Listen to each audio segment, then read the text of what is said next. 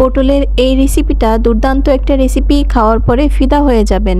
Just গরম গরম ভাত হালকা একটু লবণ ছিটিয়ে মেখে পাশে 2 পিস পটল ভাজা নেবেন, আর কিছুই দরকার নেই। পরানটা ভরে ভাত খেয়ে উঠে যেতে পারবেন, এতটাই বেশি মজার। যাকেই এই পটল ভাজা খাওয়াবেন সে আপনার কাছে দ্বিতীয়বার আবার এই পটল ভাজা খাওয়ার জন্য আবদার করবে, এতটাই বেশি মজার এবং সুস্বাদু। হ্যালো এভরিওয়ান, আসসালামু আলাইকুম সবাইকে।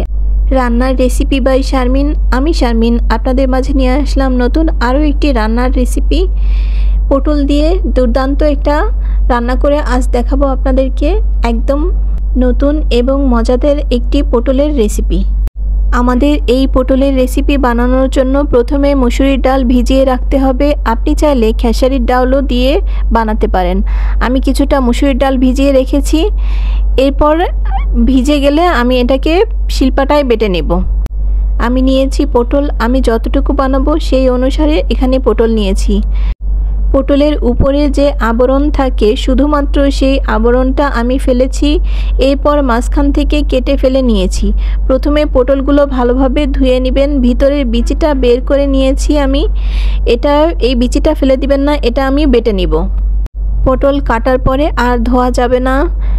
পটলটা ভিজলে ভিতরে পুরটা দেওয়া যাবে না, যে পুরটা দিবেন সেটা লেগে থাকবে না যখন ভাজবেন আপনি।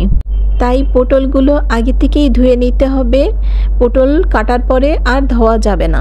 পটলের মাঝখান থেকে এভাবে চামচ দিয়ে আমি সবগুলো বিচি বের করে নিব।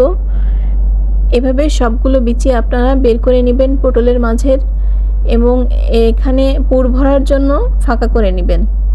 আমি পটলের বিচিগুলো বের করে এটাকে শিলপাটায় বেটে নিব। আপনারা কে কোথা থেকে আমার এই ভিডিওটি দেখছেন অবশ্যই কমেন্ট করে জানাবেন, আর আপনাদের মতামত জানাবেন যে আমার রেসিপি দেখতে আপনাদের কেমন লাগে। আমি আপনাদের সবার কমেন্টের উত্তর দেব, কারণ আপনাদের কমেন্ট পড়তে আমার অনেক ভালো লাগে। এখন আমি শিলপাটায় পটলের বিচিগুলো ভালোভাবে বেটে নিয়েছি। এখন আমি পেঁয়াজ কুচো নিচ্ছি, এখানে মরিচের গুঁড়া, হলুদের গুঁড়া, লবণ সব কিছু পরিমাণ মতো নিচ্ছি, এবং মুসুরি ডালটা যে আমি ভিজিয়ে রেখেছিলাম এটাকেও আমি বেটে নিচ্ছি। দেখুন বাটা হয়ে গিয়েছে। এখন আমি পুরটা রেডি করে নেব। এখানে আমি কাঁচা মরিচ আর চিংড়ি মাছটা বেটে নিয়েছি, এর মধ্যে একটু জিরা দিয়েছি সামান্য পরিমাণ। এরপর সব কিছু আমি একসাথে ভালোভাবে মাখিয়ে নিব। আপনারা চাইলে চিংড়ি মাছটা অ্যাভয়েড করতে পারেন, আমি দিয়েছি, ভিডিও ক্লিপ নেওয়া হয়নি। পুরটা রেডি করে যে পটলগুলো আমি রেডি করে রেখেছিলাম মাঝখান থেকে ফাঁকা করে, তো সেই ফাঁকা অংশে এই পুরটা দিয়ে সুন্দর করে ভরাট করে নিব। পটল থেকে যেন খুব বেশি উঁচু না হয়, আবার এদিকে খেয়াল রাখবেন। এভাবে ছোট্ট একটা চামচ দিয়ে একে একে সবগুলো পুর আমি ভরে নিব। দেখুন আমি বেশি উঁচু দিচ্ছি না, আবার সমান সমান করে পটলের পুরটা ভরে নিচ্ছি। এতে করে ভাজতে খুব সুবিধা হয় এবং দেখতেও খুব ভালো লাগে।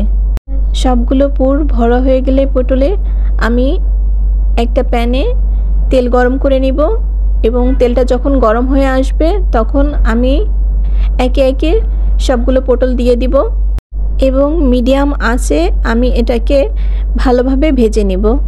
এপিট এপিট উল্টে আমি এটাকে ভালোভাবে ভেজে নেব। এই ভাজাভাজি করতে একটু সময় লাগে, একটু সময় নিয়ে একটু ধৈর্য সহকারে এটা ভাজলে খেতে অনেক মচমচে হয়।